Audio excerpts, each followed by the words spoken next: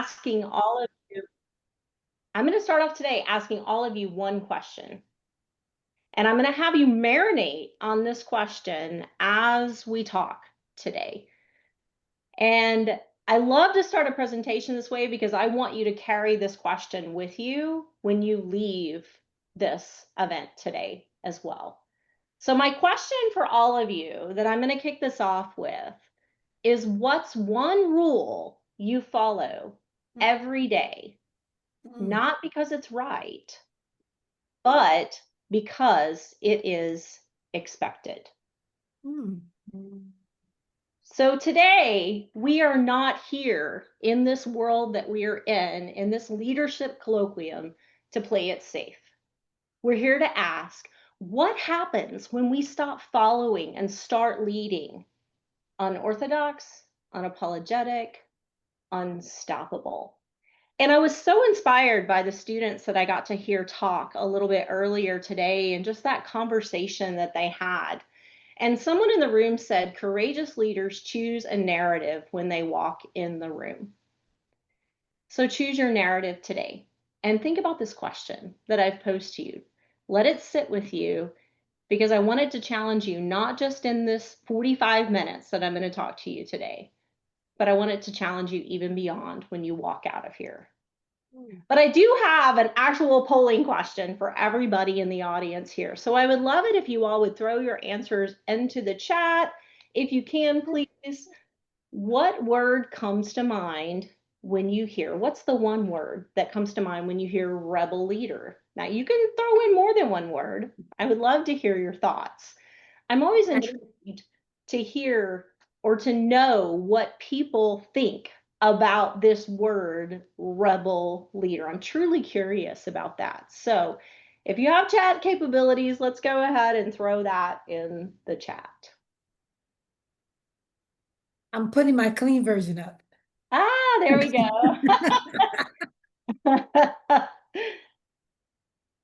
No boundaries. Anybody I else? don't have chat capabilities, but I'll share leading with empathy and knowing the difference between niceness and kindness. Niceness and kindness. I love that. I think I know that voice there too. Anybody else want to unmute and tell me your thoughts about that if you don't have chat capabilities? So are you seeing those? Because I think mine went to Kelly. Can you see those? I can only enter chat to Kelly, Alex, or Kula. I mean, Heather, can you see what I put up there? I can't see anything. Right, because right now all of our conversations are going to Kelly. That's why. Because she's a direct message to you. So then Kelly would have to share with you. All right, Kelly, any other chat that we have there? Or the other co-host is Alex. So that's why you did not see it, because it went directly. All right, well then we're going to make this conversational. This is about rebellious today, right? So everybody, if you're in the room and you want to unmute and you want to tell me something, feel free to go ahead and unmute and let me know what you think when you hear that word rebel leader. I am truly curious about that. I said bad A leader, but that's the clean version. Yeah, there we go. I love that, Linda. I really do. Sometimes it is being a bad A leader. Sometimes it's no boundaries. Anybody else? A leader that does what's right, not what's asked. Leader who does what's right, not what's asked. Love that. I have here, hi Heather, it's Renisha. I have one who does not need or ask for permission to get going. Don't ask for permission to get going. I like that, Renisha. Anybody else?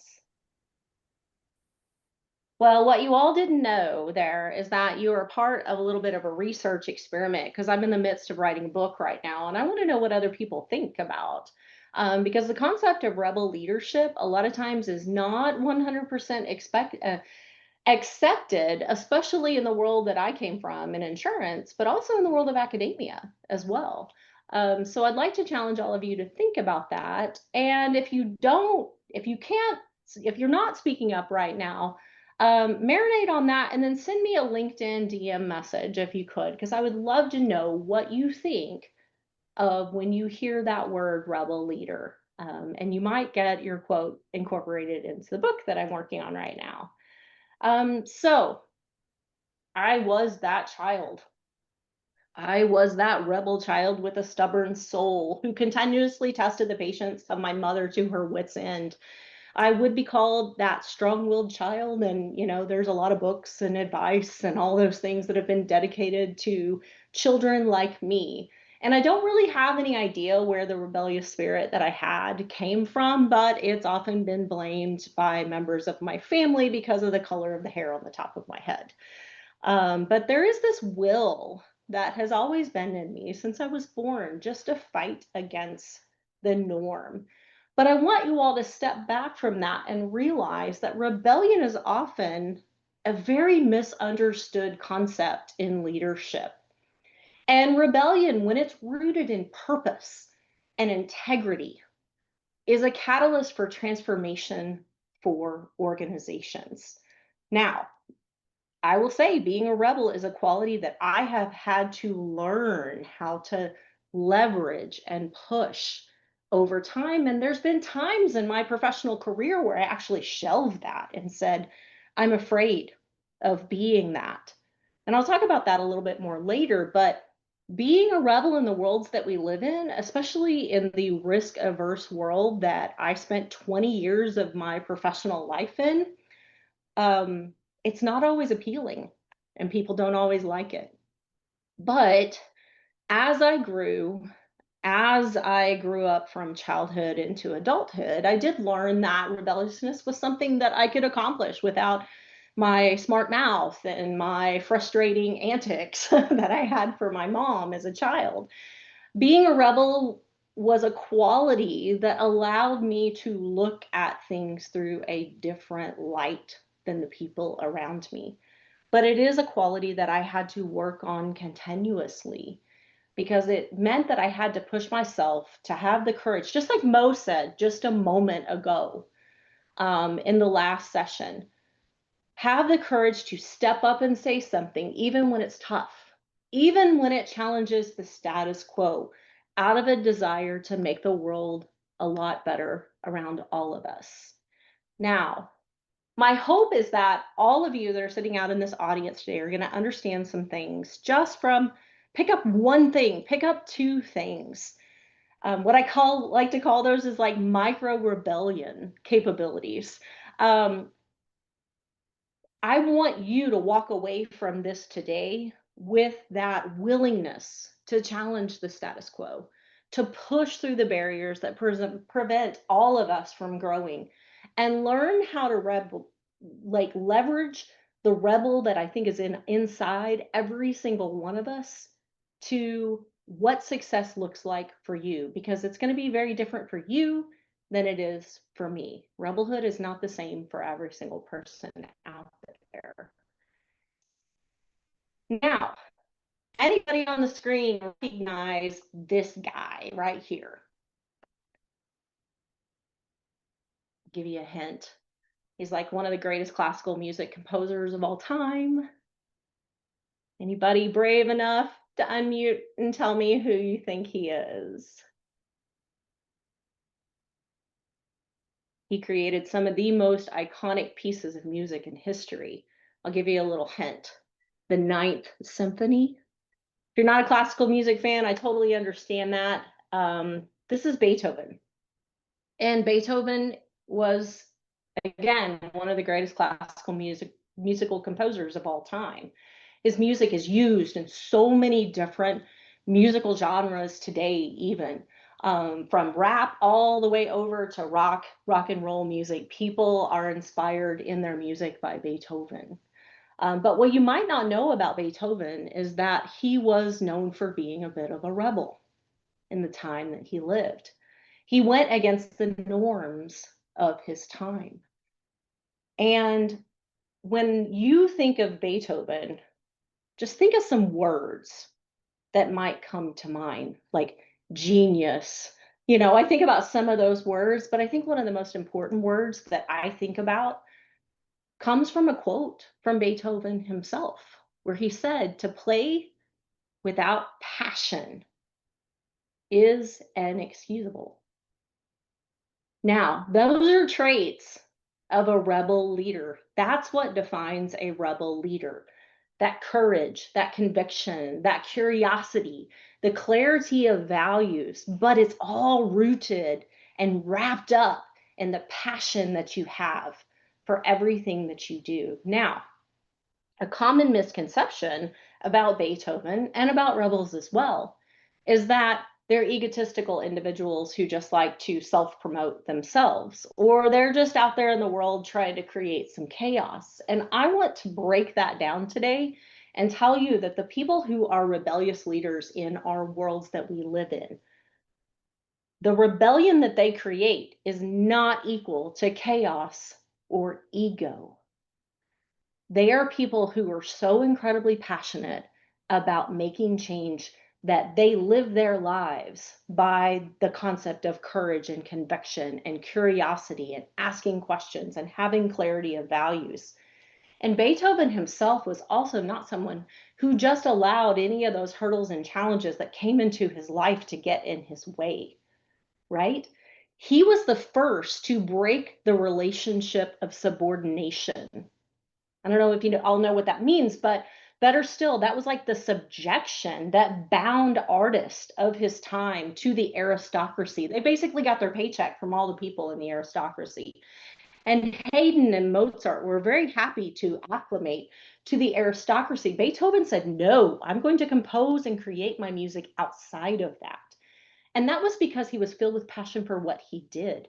But he was willing to risk a lot of things to be able to operate in that space where his rebellion could be realized. And as I say once again, play what you're doing with passion. That's a trait of a rebel leader. All right, another question, and this is just for fun. Mainly because I think one of the biggest things that we have to do is break down, just like Beethoven did, break down the concepts of the aristocracy that's around us in the corporate worlds that we live in, or even in the academic worlds that we live in.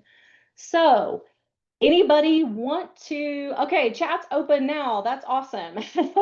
Everybody should have chat capabilities now. So let's drop in the chat here and let me know what your current leadership style is. And I know that these seem kind of weird and funny, but the reason why that is because I think we have to break down the conversation about what leaders really are today in order to really obtain that rebel leadership attitude. So are you predictable but spicy at times? Like you're predictable and you're risk adverse and you're just kind of spicy occasionally? Are you very supportive but you're fully compliant in everything? You follow the handbook to the letter. You inspire, well, compliance in the people that are around you. Are you the team mom with the clipboard in the room? You're organized, but you're not exactly like revolutionary, but man, everything is going to be organized to a T. Again, feel free to drop your answer in the chat there. Are you the TED Talk energy person minus the standing ovation? That's D. You motivate, but you still play it a little safe. Now, this one kind of made me laugh. Cult leader vibes, but in a good way.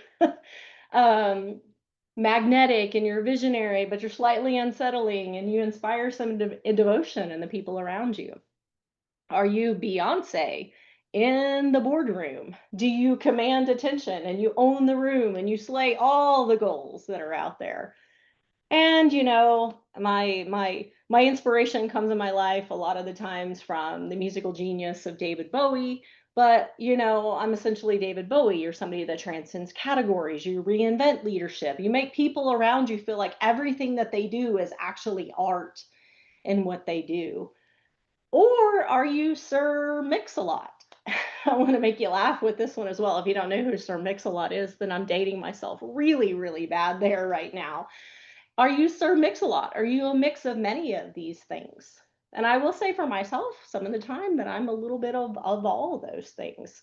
We got some A's and D's, we got some E's, the inspiration engine and the coal shoveler, Somebody wants a standing ovation still. She's got the motivation, but she wants the standing ovation. We got a lot of ease here. I'm excited. All of you are David Bowies out there. That's good stuff. Somebody is the all right. So again, we have to be willing to break down the barriers of leadership, talk about them in a fun and challenging way, and confront all the good and the bad and the ugly of all the leadership styles. That is the most important thing about talking about leadership in just different terms and different ways, because we have all of these leadership theories that are out there that define leadership in a certain way. Let's redefine it. Let's have some fun with it. And let's let people think that it's okay to have fun with it. Another part of being a rebel leader. All right. Some of you, I know I was introduced as the insurance rebel. And some of you are probably going, what in the heck and what in the world is that? And so I want you all to understand that I'm going to break down for you like the anatomy of what purposeful rebellion is in the world that we live. I became, and I kind of like branded myself as the insurance rebel out of curiosity about things that I didn't really understand in the insurance world. I grew up in insurance, I would say, in a very, very traditional carrier. And I was like, there's this whole other world of people who are doing things and innovating things that I have never had the experience of being around. And then I realized that those people had ideas and they were challenging norms with intention behind it. And they were using integrity as the anchor for what they did. And I'm not saying that I wasn't surrounded by people in the company that I worked with that actually were very, people full of integrity, but they were not people who were willing to challenge the norms that were around them. So what I want you all to understand about breaking down the anatomy of a purposeful rebellion, it's fully circled around the idea of values-driven disruption in the worlds that we live in. You can challenge the norm with intention and not just with chaos. Because in truth, disruption is just direction. Without direction is just noise that we're creating. And noise doesn't help to actually change anything. Purposeful rebels and rebel leaders challenge the norms, not for the attention, not for the glory. They're not glory hogs. They're most of the time a lot of time workhorses in the world. But they are the people who are going to realign systems with values. A lot of those values Mo just talked about, things like fairness and transparency and inclusion and innovation. And I think about those who inspired me to become this insurance rebel that I am today. I think about those in the tech world that are out there today. I've gotten to know so many people in the insurtech industry of late, and insurtech is insurance technology. So many of them are out there and they're making waves and they're trying to take on a very, very risk-averse industry in the insurance industry and like push it towards the future without asking for the fuss or attention for themselves. Yeah, they have a product that they're trying to develop, but they're doing things from a values-based ideology. And that's a very, very different way to approach doing business. And they are doing things today that will actually reshape the entire insurance industry. And inside of insurance, but I would also ask all the people here from academia as well. In insurance, what this means is questioning all of those legacy practices that are in place. Things like rigid models or outdated engagement strategies that you have for customers and everything. Being willing to ask that question in the room, who benefits from this and who is actually left out by this, by what we're doing. But 100% always using values as the compass and your North Star in everything that you do.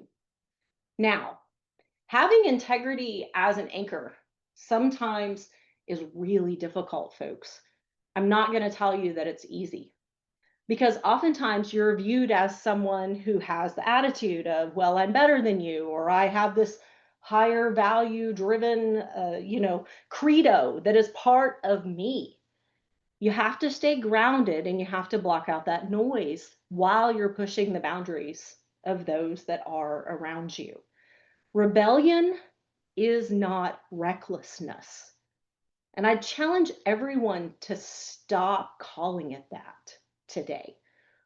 It is 100% responsibility. People who understand this concept of rebel leadership know when to break the rules, and they know what rules that are important to uphold in the environments that they're in. I know that 100% from the insurance industry, one of the most heavily regulated industries in the United States. There are more insurance regulations on the books than you could possibly imagine. And yes, those regulations have to be upheld in all the environments, but you also have to be willing to push for the change that is necessary in those regulations. Know when to break those rules and push them, especially in the world of insurance, but also in the world of academia, where trust is always on the line. I've heard so many people throughout this leadership colloquium talking about the currency of trust and how important trust is in the worlds that we live in, especially as leaders today. And in insurance and in academia, trust and integrity are everything. You can't afford to be provocative without being principled in what you do. And that's what makes your leadership credible. And for me, I'll step back here and tell you all, like, I have been radically honest and open about things that have happened to me in my life. And don't get me wrong, I've gotten some people who have looked at me and my LinkedIn posts and the things that I've said and some of the environments that I've been in, and they've said, well, why would you say that out loud? Why? Because I want other people to feel comfortable enough with my rawness, my scars, my reality, so they feel invited to be open themselves as well. And that's an act of defiance in the world of conformity that we live. But defiance is a catalyst for reinvention. It's a catalyst for changing things, for building new things from the ground up, from improving how we interact with the people who accept the product from us. In the world of insurance, that's every single person on the phone here or listening to this today. You buy a product, but you rarely engage with it. How do we change that experience? How do we become more inclusive and help people to feel like they're part of that process? So you got to get into this mindset that it's okay to challenge those rigid processes that are set up around you, not just because they're there, but because they are impediments to creating faster, more empathetic ways that you can resolve people's problems. And the other thing that you have to think about is breaking down the siloed cultures that we have within the worlds that we live in. In the world of insurance, and I would challenge to say in the world of academia as well, I've taught in academia, so I know what this world is like. We're very, very siloed into the world that we live in. And what I started to think about doing, and what I would encourage every single one here to do, is to reach across your departments, your own area, learn more and talk to people that help to build the ecosystem of what you're all doing together. Don't just say, because, in the world of insurance, I'm in claims and they're in underwriting, so therefore they do something totally differently, and I should just that's their thing. And then you develop that us versus them attitude most of the time.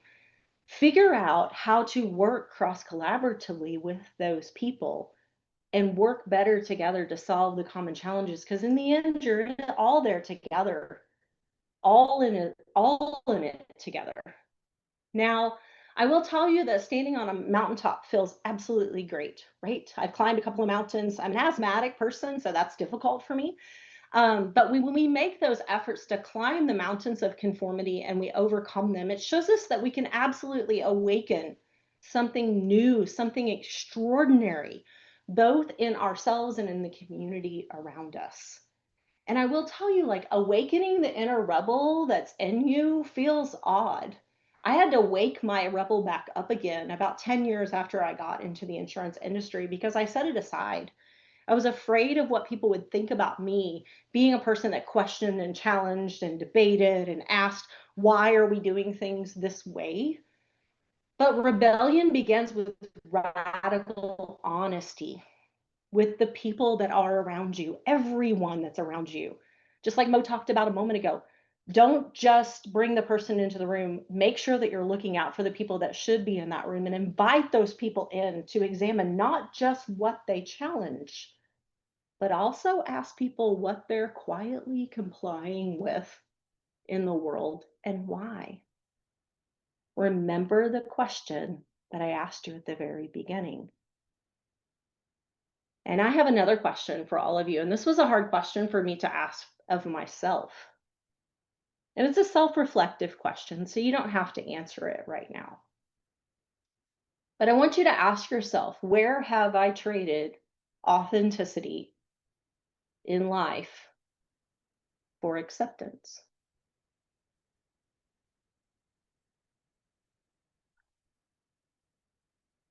I fell victim to that.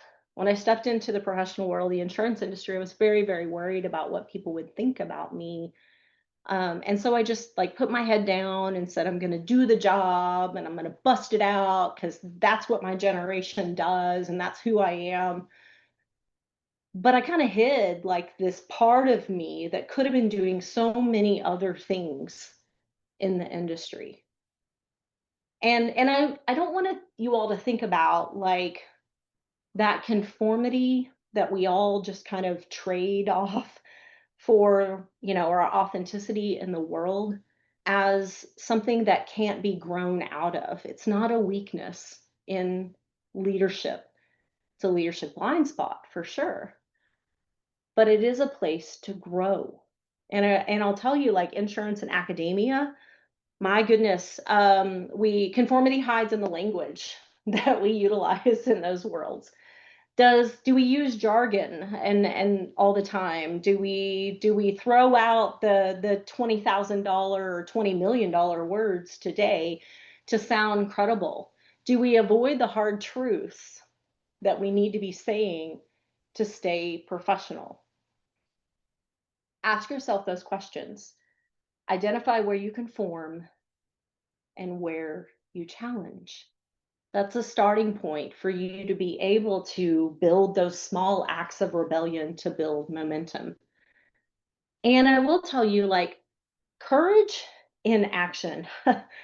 Courage is hard in the world. And that's why I love the title of this particular leadership colloquium that Olivet is putting on, is because courage to be that person who's going to ask why multiple times and not accept the answers that you get is a small act of rebellion to build momentum in the world that you're in. Rebellion, though, does not require a megaphone. It doesn't require the platforms that you set yourself up on. It really starts with a whisper, you know? And for me, it started in the insurance industry, asking the question of why are we doing things this way? And not accepting that answer that I hate, that just grinds in my gut when people say it. And that's the question, the answer of, because that's the way we've always done it. Those 7, 8 words, 8 words have completely ground corporations and organizations and institutions to a halt, because people are not willing to ask the question of why are we always doing things this way, because they're afraid of getting the answer, this typical answer of, because that's the way we've always done it. Be that person in the room. One act of courage becomes a culture of courage when it's repeated and shared. And courage often means that you're okay with not being liked in the moment because you ask that one question and you speak up, or you amplify other people's voices when other people won't. And some tools that you can build around yourself to be able to get better at this. Number one, communication. Number two, communication. Number three, communication capabilities. The entire human existence is built around communication, but it's also built around storytelling and our ability to build coalitions of people or communities of people to make what we're talking about and make what we're doing sustainable. And communication is 100% your scalpel in this instance as a rebel leader. It is not a sword to be swung and smacked up the side of people's shields that they're going to be putting up. It's not okay just to speak the truth and the brutal honesty about things, because rebels don't do it that way. You have to shape what you're saying to people with precision and with empathy, and leading always with the heart from where you come from. And storytelling, unleashing the capability to be able to tell stories to other people about where you are, what you're doing, what you want to challenge, and how you want to make things better. That's the amplifier. That's what's going to amplify the signal of who you are as a rebel, but also encourage and give other people the courage around you to amplify their own story as well. And I will tell you, I've really tried to do that. That's been one of my goals and one of my missions for this year, is that I've tried to make sure that I'm doing everything that I can to amplify the people that are around me and the stories that they have the ability to be able to tell that I could never tell because they're not my stories, right? And then I've also looked for all the communities where I could build a coalition at. And I would encourage all of you to do exactly the same. Coalitions make your rebellion sustainable. It's not just about building allies. It's not just about building a network and getting connections and having followers and doing all those things out there in the social sphere. What you want to be is someone who awakens the leadership voice, the inner rebel, in other people. Build the movement around you and teach other people how to do that. That's why I'm here today, is because I want to inspire all of you to do that. And I will tell you, one of the best tools that I have ever learned in the process of trying to figure all this out and doing it messy and doing it messed up and just doing it anyway. A very good friend of mine coined that phrase, by the way. You got to do things messy. You got to do things imperfect. You just got to do them anyway. I've learned how to practice the concept of rebel listening. And when I'm talking to people, or whenever I'm discussing these particular topics with anyone, or any topic with anyone, I don't just hear the words that they say. I work to hear what's unsaid behind their words. And that requires stripping down all of my preconceptions, all of my notions, everything that I might be thinking inside of myself when I'm talking to someone. Practice rebel listening and hear what's unsaid. Through that, you're kind of unlocking a little bit of the magic of being a rebel leader, and you're unlocking that inner rebel that's in all of us.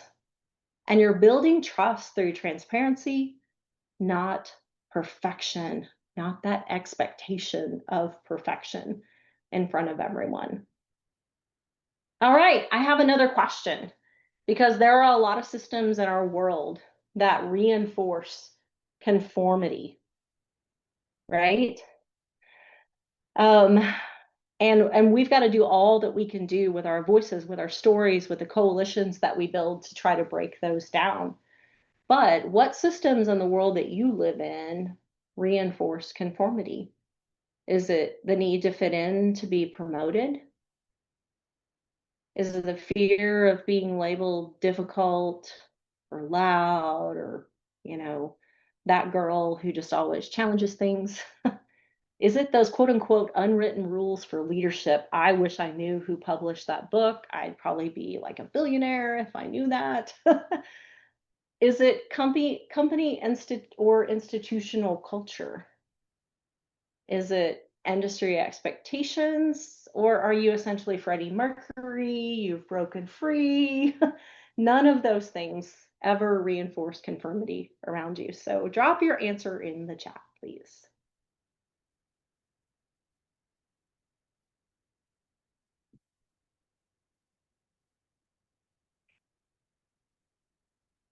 Written rules for leadership.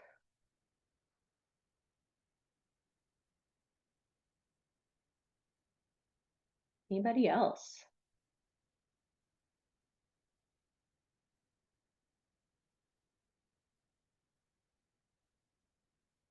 It's a hard question to answer. I will definitely say that. Company institutional culture, for sure.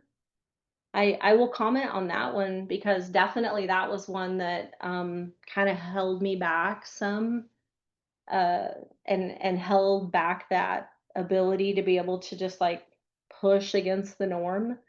Industry expectations as well was also one that was really difficult for me. But I think shedding the attitude of that these things really matter doesn't mean that you can't respect a culture that you might be in. It doesn't mean that you don't need to try to get to know people and try to be able to be a part of things because you're maybe wanting to be promoted. But I can trust me when I tell you that there are so many people sitting out there waiting for someone to awake that rebel inside of them, and many of them are already leaders today.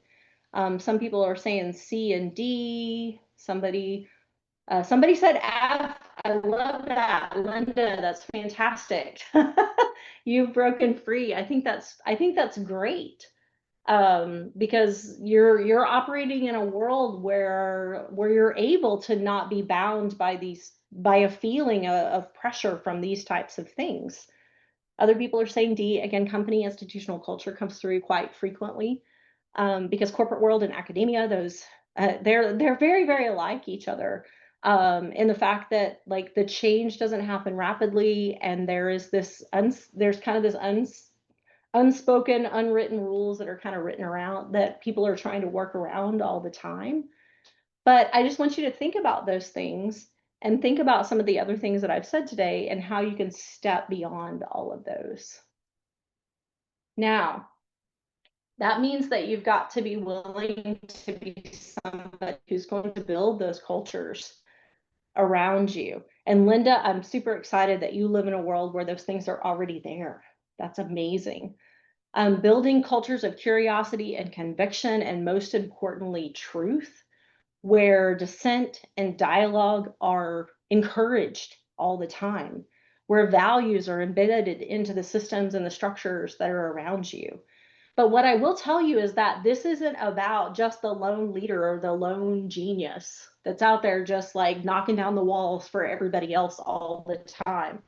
Doesn't mean that you can't be that courageous person that starts to do this. What it's really about is igniting that passion and that capability in other people. And what I like to think about is that unorthodox, unapologetic leaders really create ripple effects in the organizations that they're in because they model curiosity, they challenge norms, they invite other people into the room to co-create with them, and they encourage dissent and dialogue all the time. And a practice that I really tried to put into place, and I actually learned this from somebody else in the world of insurance, I adopted a practice where I ask people consistently every single time that I meet with them to deliver something or give them a product or send something to them. I ask people to poke holes in the idea that I might have.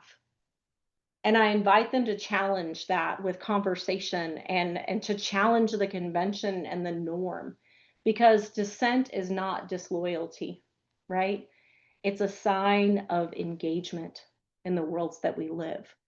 And one quick example that I'll share really quickly before I start wrapping all of this up for you is that I currently serve as publications chair for the CPCU Society, the Chartered Property Casualty Underwriter Society, for those of you that don't know what CPCU stands for. And I walked into this very traditional world where all the authors that we publish within the journal that we publish on a quarterly basis that goes out to like 15,000 people across the globe. These were people who were published, and they've often the same people who were routinely published all the time. And I asked that one question, why? Why aren't we working towards bringing in new voices, next generation voices, new ideas to the table? And I just asked that question is all that I did. And then I stopped and I asked one more question and I said to my team, and the committee that I work with, what can we do about this? And then I shut up and I didn't say anything else, and I put my hands in my pocket.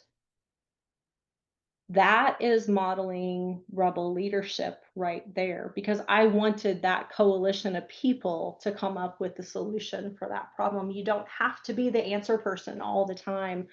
And there's a lot of incredible pressure in the world of leadership to feel like you have to have all the answers. And the team themselves went out and set the goal for the year to achieve 10 new authors within the journal. And I'm very proud to say that they have already exceeded that goal for this year, because that team started reaching out in very new and unconventional ways, even people beyond the boundaries of this society that we belong to, through the networks, and asking people for new authors to write for us. And we sponsored and we hosted workshops to be able to teach people, how do you do this? Because, you know, when you're publishing in a technical journal, like, there's some rules about that. But we also kind of strayed out into the world of the crazy, and we made crazy memes and videos, and we asked people to share their voice with the community. And that didn't happen because I sat there as a lone wolf and said, this is my idea and this is what we're going to do. I asked the question of, here's the problem. What are you going to do about it? And that team that I worked with felt safe enough in that room that they worked with me to challenge that ordinary moment. And that's the thing about rebels. You don't just disrupt, you design.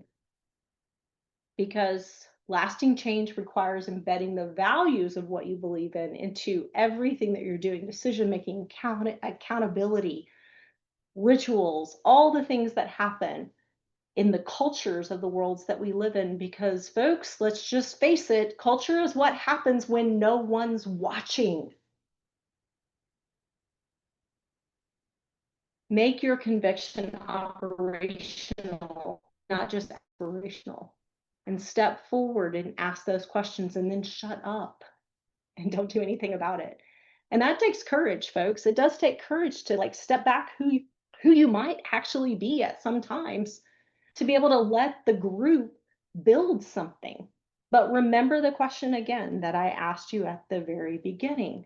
What is one rule you follow, not because it's right, but because it's expected of you? So my final challenge to you today is, what will you defy when it comes to that rule? And why does it matter? And I'd ask all of you, connect with me on LinkedIn, drop me a DM, and tell me the answer to that question. Because we're living in a world where old leadership is moving to the side. And they asked for loyalty, and that wasn't a bad thing. That's just the world that they lived in. I'm not diminishing all the things that have been established by leaders who are out there today. But old leadership always asked for loyalty from people. New leadership earns that loyalty through truth and authenticity and courage and curiosity. And they don't wear masks. They just are who they are. They show up fully, even when it's messy, even when it's vulnerable. All right. So this is my information right here. Feel free to scan this on the screen. This is my LinkedIn. Feel free to drop me an email as well, but I'll ask all of you, what questions do you have?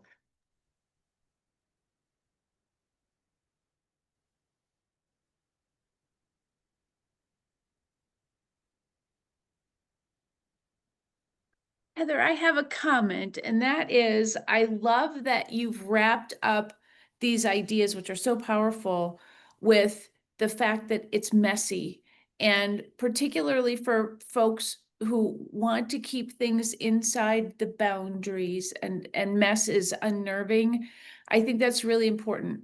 And I'm overjoyed to kind of get that permission. To let things be messy and be okay with it, realizing that it's for the greater good of whatever the team is working toward. Thank you. Well, thank you.